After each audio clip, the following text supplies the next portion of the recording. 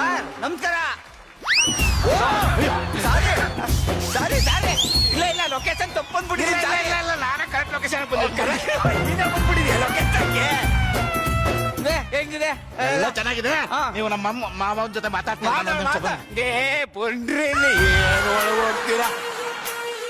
ಅಲ್ಲ ಇವ್ರೇ ಜಗ ಹಾ ಮದುವೆ ಆಗಿ 1 ವರ್ಷ ಆಗಿದೆ. 1 ವರ್ಷ ತಾಳಿ ಕಟ್ಬಿಟ್ಟು ಹಂಗೇ ಹೊರಟೋಗ್ಬಿಟ್ಟಿದೆ.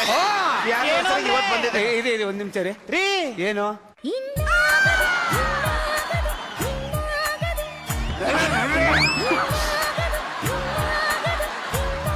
ನೋಡ್ರಿ ಅವ್ರಿಗೆ ಅಂದಾಗದು ಹಿಂದಾಗದು ಮುಂದಾಗದು ಬರೀ ಇದಾಯ್ತು.